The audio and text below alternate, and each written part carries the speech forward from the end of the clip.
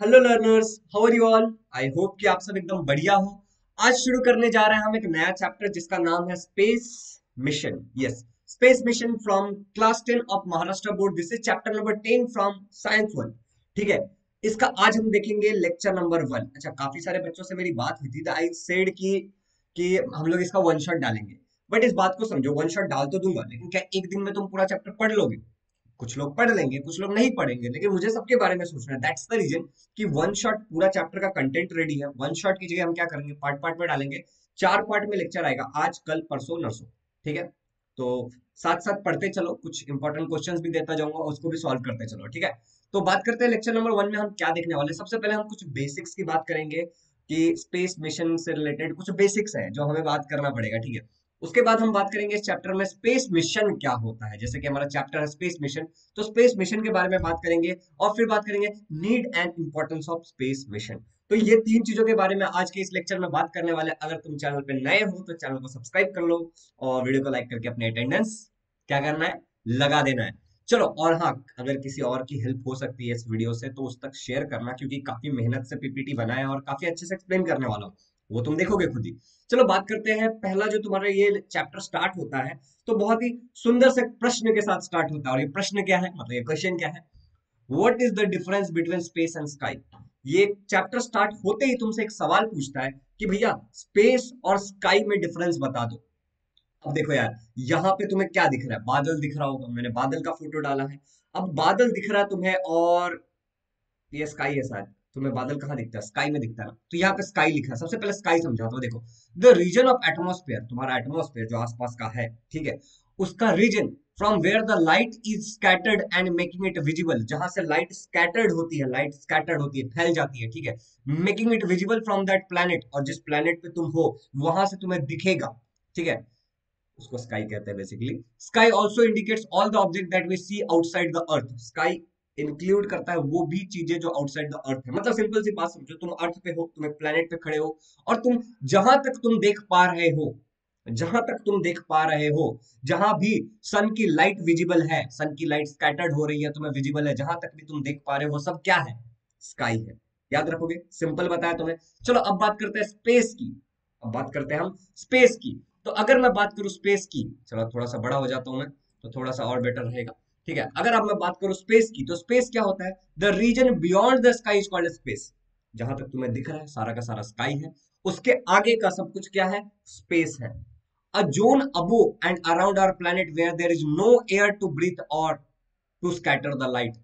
एक ऐसा जोन जहां पे ना तो हवा है, एयर भी नहीं है ब्रीथ करने के लिए, और ना ही तो वहां पे लाइट स्कैटर होती है। Space is a vacuum, space एक वैक्यूम है, but it is far away from empty, लेकिन खाली नहीं है।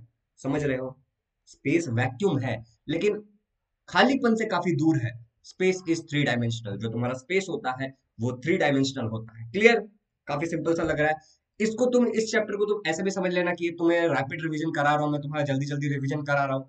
तो थोड़ा सा भी जो भी चैप्टर्स अगर मैं डालता हूँ, मतलब टेक्सचुअल जो भी टेक्स्ट बुक के क्वेश्चन, मतलब चैप्टर्स है तुम्हारे, अगर वो डाल रहा हूँ तो समझ जाओ तुम्हारा यार फटाफट फटाफट हो जाएगा। एनिमेशन वैनिमेशन नहीं लाऊंगा, तुम्हारा रिवीजन क्लियर होगा। क्योंकि मुझे पता है यार, अब तक तुम लोगों ने सब कुछ पढ़ लिया होगा, राइट? अब तक तुम लोगों ने सब कुछ पढ़ लिया होगा, तुम थोड़ी इंतजार में बैठे होगे, नहीं शुभम सर आएंगे फिर हमको पढ़ाएंगे फिर हम पढ़ेंगे फिर एग्जाम में जाएंगे, ऐसा थोड़ी होता है, राइट? चलो अब आगे बढ़ते हैं। अब एक क्वेश्चन है, what are different objects in our solar system. हमारे सोलर सिस्टम में कौन से डिफरेंट ऑब्जेक्ट्स हैं, बता सकते हो तुम हमारे सोलर सिस्टम में क्या क्या है? वीडियो को पोज करो। ठीक है, देखो आगे तो मैं बताने ही वाला हूँ, लेकिन वीडियो को पोज करो और मुझे कमेंट में बताओ, कोई भी एक चीज का नाम लिख देना जो तुम्हें सोलर सिस्टम में देखा है। इससे मुझे एक सबूत मिलेगा, मुझे एक सेंस ऐसा मिलेगा, मतलब क्या बोलते हैं उसको, जो भी बोलते हैं, कि तुमने यहाँ तक वीडियो को देखा है। एटलीस्ट काफी कम ही है, अभी तक 3-4 मिनट ही हुआ है। ठीक है, और तुम भी क्या होगा ना कि तुम खाली मतलब देख नहीं रहे हो, तुम सीख रहे हो, तुम इंटरेक्ट कर रहे हो इस वीडियो के साथ। Are you getting it? चलो फिर आगे बढ़ते हैं। क्या हमारे आसपास सन है? तो तुम चैट में लिख सकते हो, मतलब कमेंट में लिख सकते हो सन। जी हाँ, सन तो है, सन इज द स्टार, सन एक स्टार है और सन के पास अपना खुद का लाइट होता है। तो हमारे सोलर सिस्टम में क्या है, सन है। चलो, उसको प्राइमरी सोर्स ऑफ एनर्जी भी कहते हैं, राइट? हाँ या ना बताना मुझे, P primary source of energy कहते हैं या नहीं कहते हैं? अच्छा, हमारे सोलर सिस्टम में कुछ प्लैनेट्स भी है। ये देखो, तुम्हारा सन है, ठीक है, यहाँ पे तुम्हारा मर्क्यूरी है, वेनस है, अर्थ है, मार्स है, जुपिटर है, सैटर्न है, यूरेनस है, नेपच्यून है, तुम लोग के साथ प्लूटो भी है। मैं कहूँगा प्लूटो यार थोड़ा सा भी साइड हो गया है, लेट इट बी। बट इसको याद रखने का कोई तरीका सर, सीक्वेंस में याद रखना है सर, तो ये देख लो तरीका सर जी, ये देख लो तरीका क्या है, देखो ये जो है ना, इसको मैं कहता हूं माई, ठीक है, वेरी एजुकेटेड, ठीक है, मॉम, ठीक है, जस्ट शॉन अस 9, और एक प्लूटो भी था जब मैंने याद किया था, तो प्लेनेट, ठीक है। तो काफी सिंपल है, my very educated mom just shown us 9 planet, काफी सिंपल है, देख लो एक बार, ठीक है, नीचे प्लेनेट है। ओके क्लियर, यहां तक देख लिया तुम लोगों ने, my very educated mom just shown us 9 planet, इस तरीके से तुम इसको याद रख सकते हो, M for Mercury, V for Venus, E for earth, M for Mars, फिर इस तरीके से तुम याद कर लेना सारा, अब तुम बाकी समझ गए हो। तो चलो अब आगे बढ़ते हैं, अब थोड़ा सा आगे बढ़ते हैं भाई साहब, थोड़ा सा आगे बढ़ते हैं। अब जो हमारी बात है वो है हमारे सोलर सिस्टम में जो अगली कुछ चीजें हैं उसको कहते हैं ड्रॉप प्लैनेट्स, ठीक है। जैसे एग्जांपल के लिए तुम्हारा प्लूटो, तुम कहते हो प्लूटो कहाँ गया, तो ये ड्रॉप प्लेनेट है। अब सेरस, ठीक है, ये सारे हैं, मिक एंड इरिश, तो ये सारे एग्जांपल है, ये सारे एग्जांपल भी तुम देख सकते हो, देखो मैं यहाँ पे आ जाता हूँ, ठीक है, आर यू गेटिंग इट, यहाँ तक क्लियर हो गया। चलो अब आगे बढ़ते हैं, कुछ और भी चीजें हैं, जैसे यार तुम्हारे सोलर सिस्टम में मून है, अब इसके आगे 181 क्या है तुम गूगल करो, ठीक है, मून है, बहुत सारे मून्स हैं, देख रहे हो एस लिखा हुआ है। चलो आगे बढ़ते हैं, हमारे सोलर सिस्टम में एस्ट्रॉइड्स भी हैं, और कितने एस्ट्रॉइड्स हैं, ये 181 क्या है ये तुम्हें पता करना है, क्या ये नंबर ऑफ मून्स है जो टोटल हमारे सोलर सिस्टम में हमारे मिल्की वे में है, या फिर ये क्या है तुम्हें पता करना है, ठीक है। हमारे इसमें एस्ट्रॉइड्स भी हैं। एस्ट्रॉइड्स क्या होते हैं, कोई भी पत्थर का टुकड़ा, कोई भी चीज जो स्पेस में घूम रहा है, आर यू गेटिंग इट, उसको एस्ट्रॉइड कहते हैं, तो हमारे इसमें एस्ट्रॉइड्स भी है, और ये नंबर क्या है ये तुम्हें पता करना है, ठीक है। चलो हमारे सोलर सिस्टम में कई सारे आर्टिफिशियल सैटेलाइट है, मैं क्या कह रहा हूँ फिर से सुनना, हमारे सोलर सिस्टम में कई सारे क्या है, आर्टिफिशियल सैटेलाइट है। तो अब एक बहुत इंपॉर्टेंट सा सवाल उठता है कि सर आर्टिफिशियल सैटेलाइट मतलब क्या होता है, ठीक है। तो सवाल उठता है तो उसका जवाब भी बनता है ना, अगर सवाल उठ रहा है तो इसका कोई जवाब भी होगा। अच्छा, अभी तक जो हमने बात की वो कुछ बेसिक्स थे, ये भी कुछ बेसिक्स है, और उसके बाद थोड़ा आगे करेंगे। मान लो कि ये चैप्टर थोड़ा बेसिक ही है, थोड़ा बैक मतलब क्या बोलते हैं उसको, बेस बिल्ड करने के लिए चैप्टर है। अभी देखो यार क्या है, what is meant by satellite, satellite का मतलब क्या होता है, देखो, and satellite is an object, satellite भी एक ऑब्जेक्ट होता है दैट ऑर्बिट्स द और सर्कल, दैट ऑर्बिट्स और सर्कल अराउंड अ बिगर ऑब्जेक्ट लाइक प्लैनेट। सैटेलाइट भी क्या है, एक ऑब्जेक्ट है, जो क्या करता है, एक बड़े ऑब्जेक्ट के आसपास गोल गोल गोल गोल घूमता है। फॉर एग्जाम्पल मान लो ये तुम्हारा अर्थ है, ये क्या है, एक बड़ा ऑब्जेक्ट है, इसके आसपास जो ऑर्बिट्स दिख रहे हैं तुम्हें, बहुत सारे ऑर्बिट्स है, इस ऑर्बिट्स के बारे में भी हम डिस्कशन करने वाले हैं, डायग्राम कैसे बनाते हैं ये भी बताऊंगा मैं तुम्हें, ठीक है। तो यहाँ पे LEO low earth orbit, MEO medium earth orbit, HEO higher earth orbit, इन सारे अर्थ के ऑर्बिट्स में, अलग अलग ऑर्बिट्स में तुम्हारा जो सैटेलाइट है ऐसे ऐसे ऐसे ऐसे गोल गोल गोल गोल घूमेगा। आर यू गेटिंग इट, तुम्हारा जो सैटेलाइट है वो क्या करेगा, यहाँ पे इस तरीके से गोल गोल गोल गोल घूमेगा, ऑर्बिट्स करेगा या फिर सर्कल करेगा एक बड़े ऑब्जेक्ट के आसपास। अब देखो सैटेलाइट के यार दो टाइप हो सकते हैं, कौन से, आर्टिफिशियल सैटेलाइट हो सकता है, नेचुरल सैटेलाइट हो सकता है, आर यू गेटिंग इट, क्या तुम्हें समझ में आ रहा है। सैटेलाइट के दो टाइप हो सकते हैं, आर्टिफिशियल सैटेलाइट और नेचुरल सैटेलाइट। अब एक सवाल उठता है कि सर आर्टिफिशियल सैटेलाइट मतलब क्या, और सर नेचुरल सैटेलाइट मतलब क्या, यार नाम से ही पता चल रहा है। आर्टिफिशियल सैटेलाइट मतलब क्या होगा सर जी, तुम ही बता दो, वो सैटेलाइट जो शायद आर्टिफिशियली बनाया गया हो, किसी ने बनाया हो, मैनमेड हो। और नेचुरल सैटेलाइट मतलब क्या, पहले से ही हो, जो नेचुरली प्रेजेंट हो। अच्छा चलो थोड़ा सा आगे बढ़ते हैं, अगर हम बात करेंगे, एक सवाल पूछ रहा हूँ तुमसे, how many natural satellite does earth have, एक सवाल है और इसका जवाब देखो क्या है, earth has only one natural satellite, ये सवाल तुमसे पूछा जा सकता है, देखो मेरी आंखों में देखो, ये सवाल तुमसे पूछा जा सकता है, अर्थ के पास एक ही नेचुरल सैटेलाइट है और वो कौन सा है, इसका नाम तुम कमेंट करोगे। देखो ये काफी इंटरेक्टिव लेक्चर होने वाला है, मैं जो भी लेक्चर्स लेता हूँ मैं कुछ ना कुछ तुम्हें कॉल टू एक्शन देता हूँ कि तुम कमेंट में ये लिखोगे वो लिखोगे, तो तुम्हें ये करना चाहिए, आर यू गेटिंग इट। तो ये क्या है, तुम्हें लिखना है इसका नाम। बाय द वे, अब एक सवाल है, the man-made devices that evolve around the earth like any other planet are called as, अभी मैंने तुम्हें बताया था पीछे, तुम्हें बताना है इसका जवाब क्या है।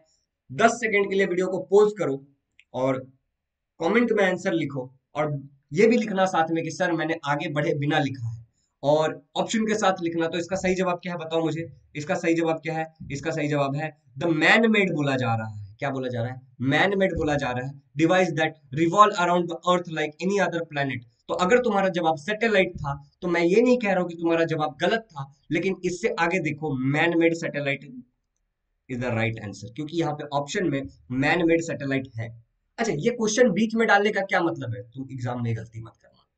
अगर ऑप्शन में satellite, natural satellite, man made satellite होगा और अगर पूछ रहा है मैन मेड डिवाइस, तो तुम क्या आंसर लिखोगे? तुम मैन मेड सैटेलाइट लिखोगे। अच्छा, अब जो तुमने नीचे गलती की है उसको प्लीज करेक्ट मत करना। एक और बार कमेंट करो कि सर अब मुझे पता चल गया है, अब मैं ये लिखूंगा और मैं क्वेश्चंस को बड़े ध्यान से पढ़ूंगा। देखो ये क्वेश्चन ना ट्रिकी क्वेश्चन होते हैं, इस क्वेश्चन को इस तरीके से बनाया जाता है कि तुम्हारे दिमाग के साथ खेल सके, तुम्हारे मार्क्स को कम किया जा सके। Are you getting it? तो यहाँ पे मैन मेड है, ऊपर सैटेलाइट लिखा है, नीचे मैन मेड लिखा है। Are you getting it? तो थोड़ा सा इस टाइप के सवालों को समझने की कोशिश करना और थोड़ा अवेयरनेस के साथ आंसर देना। चलो फिर थोड़ा सा आगे बढ़ते हैं। आगे बढ़ते हैं। अब देखो, planet earth has dash natural satellite. अब इसका आंसर तो काफी सिंपल है, पोज करके बताओ मुझे प्लैनेट अर्थ के पास कितने सैटेलाइट होते हैं। तुम ऑप्शन के साथ लिख देना A1 B2 जो भी तुम्हें लगता है। मेरे हिसाब से आंसर क्या है? A1। चलो थोड़ा सा आगे बढ़ते हैं। अब बात करते हैं स्पेस मिशन की। ओ माय गॉड, अब हम बात करेंगे फाइनली स्पेस मिशन की। सर अब स्टार्ट किया स्पेस मिशन, कितने मिनट हो गए सर आपके रिकॉर्डिंग की? 11 मिनट बाद आप स्पेस मिशन बता रहे हो। यार तुम अगर ध्यान से देखोगे तो कई सारी चीजें तुम्हें ऐसी बताई हैं जो तुम एग्जाम में मिस्टेक कर सकते थे। एम आई राइट? एम आई राइट? चलो फिर आगे बढ़ते हैं, स्पेस मिशन की बात करते हैं, स्पेस मिशन की।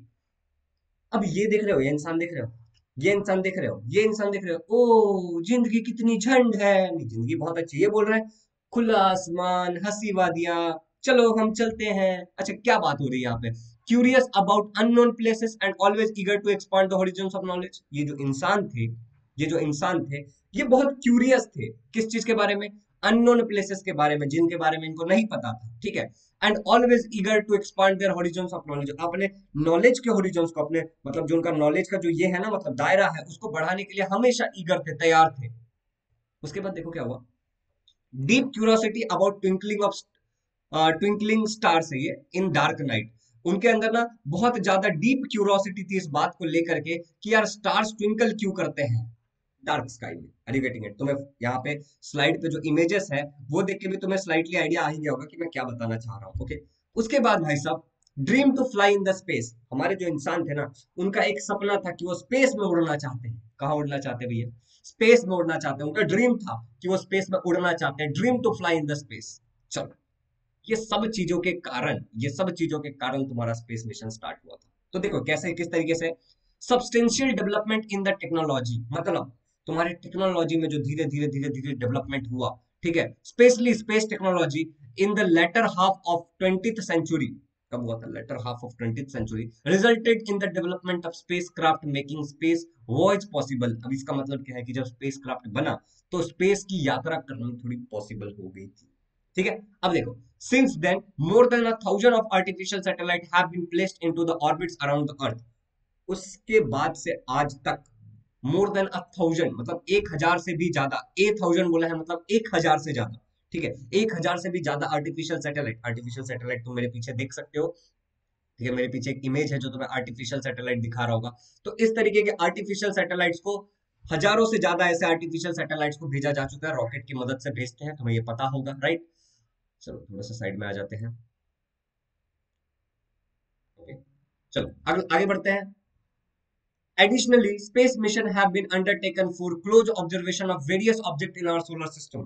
इसी तरीके से और एडिशनली मतलब और बोल सकते हो तुम, स्पेस मिशन को लिया गया क्यों? क्लोज ऑब्जर्वेशन के लिए। किस चीज का? जो भी वेरियस ऑब्जेक्ट थे इन सोलर सिस्टम। काफी देर लाइन में लिखा, उसका मतलब वही निकलता है।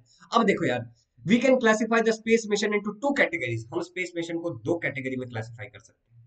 पहला देखो, in one type of mission the objective is to put the put artificial satellite in orbit around the earth for research and various other useful application। पहला जो हमारा टाइप है, जो पहली जो हम बात करेंगे, उसमें हमारा काम क्या होता है कि हम आर्टिफिशियल सैटेलाइट को इस तरीके से ऑर्बिट में रख दें, और वो ऑर्बिट में जाने के बाद क्या करेगा? वो अपना काम करता रहेगा, वहां पे उस पर नजर रखेगा, हम उसको देख देख के रिसर्च कर देंगे, रिसर्च करेंगे और काफी सारे यूजफुल एप्लीकेशंस के लिए। देखो, the objective of second type of mission is to send spacecraft to the space for close observation and undertaking the object in solar system or even outside in the solar system। और दूसरा object, जो objective हो सकता है वो क्या होगा? दूसरा ऑब्जेक्टिव जो है वो क्या होगा कि हम यार जो स्पेस क्राफ्ट है उसको क्या बोलेंगे? आउटर स्पेस में भेजेंगे, ऑर्बिट में नहीं भेज रहे हैं। यहाँ पे देखो, पहले हमने ऑर्बिट में भेजा, अब हम क्या करेंगे? ऑर्बिट से बाहर भेजेंगे, आउटर स्पेस में भेजेंगे, ठीक है, for close observation and undertaking of the objects in the solar system, जिसके कारण हम जो भी ऑब्जेक्ट है सोलर सिस्टम में उस पे क्लोज ऑब्जर्वेशन कर सके और उसके बारे में थोड़ा सा रिसर्च वगैरह कर सके। और कभी कभी हम even outside the solar system, हम अपने सोलर सिस्टम के बाहर भी भेजने की कोशिश करते हैं in second time. Simple, very straight forward. पहले वाले में क्या है कि हम अपने प्लेनेट का ऑर्बिट में भेजते हैं जहाँ पे वो गोल गोल घूमता रहता है और क्या करता है, हमें कुछ इंपॉर्टेंट इन्फॉर्मेशन ला के देता है जिसके कारण हम बहुत सारा रिसर्च कर पाते हैं और कुछ यूजफुल एप्लीकेशंस के लिए। और दूसरे में हम क्या कहते हैं, ऑर्बिट में नहीं भेजते, हम बाहर भेज देते हैं, जिसके कारण क्या होता है वहां पे भी नजर ही रखी जाती है और उससे भी हमारा कुछ फायदा होता है। कभी कभी हम सोलर सिस्टम के बाहर भी भेजते हैं। चलो आगे बढ़ते हैं। अब यहाँ पे कुछ बड़ा प्यारा सा चीज है तो मुझे थोड़ा सा गायब होना पड़ेगा ये वाला बताने के लिए। ठीक है, थोड़ा सा मैं गायब होता हूँ, इग्नोर करना मेरे गायब होने को। The first person to go into the space in spacecraft was Yuri Gagarin. जो पहले पर्सन थे जो स्पेस में गए थे वो ये थे, Yuri Gagarin, in of then USSR. ठीक है, ही ऑर्बिटेड, ये यूएसएसआर थे से, यूएसएसआर से थे। ठीक है, he orbited the earth in 1961। The first person to step, अब ये वाला लाइन ध्यान से सुन लेना भाई साहब, मैं क्या कह रहा हूँ, ये जो लाइन मैं बोल रहा हूँ उसको बड़े ध्यान से सुन लेना। The first person to step, ठीक है, ये लाइन को ध्यान से सुन लेना। क्या है ये? The first person to step on the moon in 1969 was Neil Armstrong. मतलब पहला पर्सन गया कौन था स्पेस में? Yuri Gagarin. और जिसने पहले कदम रखा था वो कौन थे? Neil Armstrong of USA. ये थे यूएसएसआर से और ये यूएसए से थे। राकेश शर्मा ऑफ इंडियन और India orbited the earth in 1984 in Russian spacecraft. Kalpana Chawla and Sunita Williams of Indian origin also participated in the space explorations through mission organized by NASA, National Aeronautics and Space Administration of USA. मतलब कल्पना चावला और Sunita Williams भी गई थी। ठीक है, कि जब mission किसने रखा था? नासा ने रखा था। ठीक है, national aeronautics and space administration ने। तो ये लोग भी गए थे फ्रॉम यूएसए, मतलब यूएसए की तरफ से नासा होता है। ठीक है, अब थोड़ा सा आगे बढ़ते हैं। अब कुछ फुल फॉर्म्स है यहाँ पे। बेसिकली मेरा हटने का मुद्दा ये था कि मैं तुम्हें वो फोटोज देखने देना चाहता था। ठीक है, अब देखो यार, अब कुछ फुल फॉर्म है जो हमने पीछे पढ़ा। तो यूएसएसआर जो हमने पढ़ा, इसका फुल फॉर्म क्या है? Union of Soviet socialist republics. NASA का फुल फॉर्म ये है जो मैंने तुम्हें ऑलरेडी बताया था। और इसरो तुम्हें पता ही होगा, इंडियन स्पेस रिसर्च ऑर्गेनाइजेशन। काफी सिंपल है, काफी सिंपल है, तुम्हें समझ में आ रहा होगा। अब आगे बढ़ते हैं। First person to step on the moon watch. अभी अभी तुम्हें मैंने बताया था कि फर्स्ट पर्सन कौन थे स्पेस में जाने वाले, मतलब मून पे स्टेप करने वाले, जाने वाले नहीं, step on the moon watch. क्या वो नील आर्मस्ट्रांग थे? क्या वो यूरी गैगरियन थे? राकेश शर्मा थे? या सुनीता विलियम्स थी? तुम्हें करना है ऑप्शन के साथ, तुम्हें जो भी इसका सही जवाब है वो तुम्हें कमेंट में लिखना है। और लेक्चर काफी इंटरेक्टिव होने वाला है, स्पेस मिशन का काफी सिंपल चैप्टर है, इसीलिए मैं कुछ कुछ क्विजेस डाल रहा हूँ जिसका तुम कमेंट में लिखोगे। देखो मैंने बीच में क्या किया, नीचे डाल दिया था गूगल फॉर्म, उससे जाके तुम क्विज अटेम्प्ट कर सकते थे। लेकिन मैंने देखा कि काफी लोग नहीं कर रहे हैं, 500 लोग वीडियो देखते हैं जिसमें 10 लोग जाके अटेम्प्ट करते हैं। दैट्स द रीजन क्या मैंने वीडियो में ही डाल दिया है।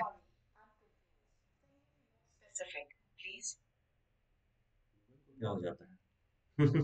गूगल अलग ही लेवल का काम कर रहा है भाई। गूगल नहीं, नहीं, गूगल नहीं बोलना। ठीक है, चलो। तो इसका आंसर क्या है? मेरे हिसाब से नील आर्मस्ट्रांग थे। और चलो आगे बढ़ते हैं। Which type of telescope are orbiting around the earth. अब एक सवाल है कि हमारे अर्थ के आजू बाजू में किस टाइप के टेलीस्कोप ऑर्बिट कर रहे हैं। तो देखो यार, इस टाइप के टेलीस्कोप है, यहाँ पे देख लो, हबल टेलीस्कोप है तुम्हारा जिसको ऑप्टिकल टेलीस्कोप होता है, एक्सरे टेलीस्कोप है, चंद्रा एक्सेट्रा। इस टाइप के बहुत सारे टेलीस्कोप है, तुम यहाँ पे डायग्राम वगैरह देख सकते हो। अब आगे बढ़ते हैं। What is the necessary to put them in space. अब स्पेस में डालने का क्या जरूरत है, क्या नेसेसिटी है? तो देखो, this telescope are placed in space because, इन टेलीस्कोप को स्पेस में इसलिए डाला जाता है। देखो 4-5 पॉइंट है तो तुम्हें इस तरीके से आंसर लिखना है। पहला, सम of the light coming from the heavenly body is absorbed by the earth atmosphere। जो हेवनली बॉडीज होती है, जो बाहर की जो कुछ बॉडीज है, ठीक है, उनसे जो कुछ लाइट आती है वो अर्थ का एटमॉस्फेयर एब्जॉर्ब कर लेता है। ठीक है, the position of the image is disturb due to the change in the pressure and turbulence in the atmosphere. तो पोजीशन ऑफ इमेज, जो उस चीज का जो इमेज आ रहा है, ठीक है, वो इमेज काफी डिस्टर्ब आता है due to change in pressure and turbulence in the atmosphere. तुम्हें पता है कि जब लाइट का रेज आता है, ठीक है, तो काफी डिस्टर्बेंस होता है, काफी बार उसका रिफ्रैक्शन होता है because change in the medium, temperature change होता है, प्रेशर चेंज होता है। तो जो इमेज हमें मिलता है फाइनल, वो काफी डिस्टर्ब्ड मिलता है। Optical telescope cannot be use during the day due to sunlight. अब जो ऑप्टिकल टेलीस्कोप है उसको we cannot use during the day due to sunlight. During night city lights and cloudy weather causes difficulty in observation. Observation, observation, ठीक है। Okay चलो।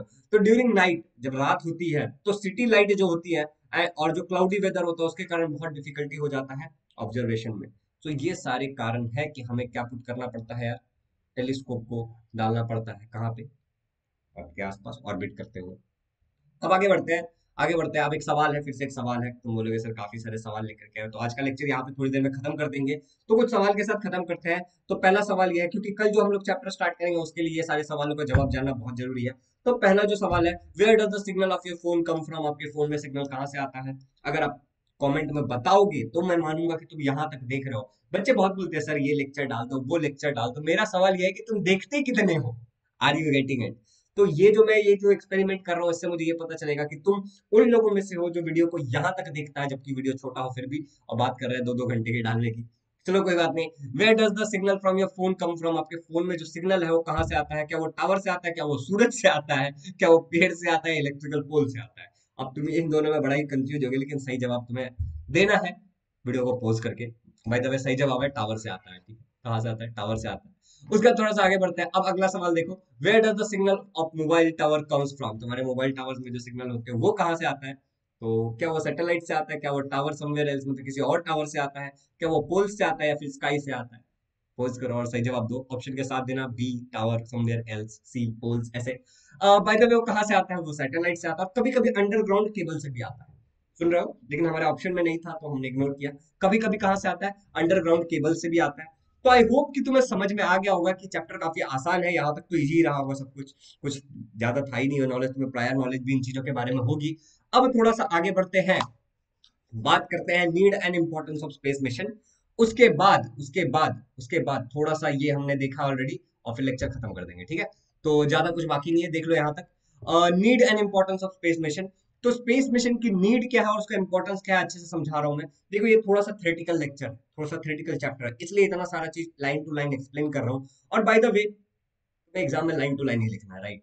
Photos तो नहीं लिखने ना एग्जाम में, फोटोज तो नहीं बनाने, समझ रहे हो ना? लाइन टू लाइन लिखना है, इसलिए लाइन टू लाइन एक्सप्लेन कर रहा हूँ। चलो काम करते हैं अपना।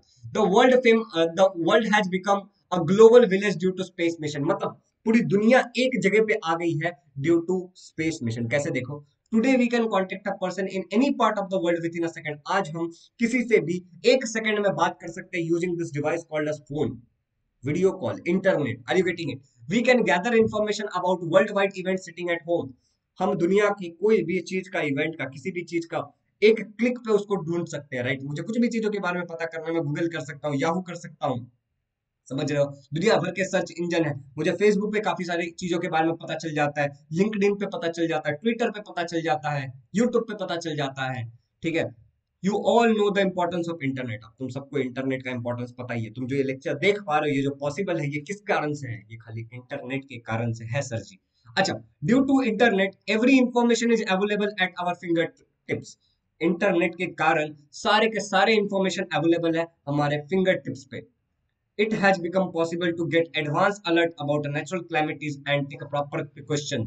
अब खाली खाली इंटरनेट के कारण ये पॉसिबल हो पाया है कि किसी भी चीज के बारे में हमें एडवांस में अलर्ट मिल जाए, तो हम उसके लेकर के प्रिकॉशंस ले सकते हैं। जैसे सुनामी आ सकता है, भूकंप आ सकता है, तो हमें क्या होता है, इंटरनेट के कारण और काफी सारे डेवलपमेंट होने के कारण स्पेस मिशन में हमें उस चीज के बारे में पहले ही पता चल जाता है, एडवांस में पता चल जाता है। तो हम क्या कर सकते हैं सर जी, हम प्रिकॉशंस ले सकते हैं पहले ही।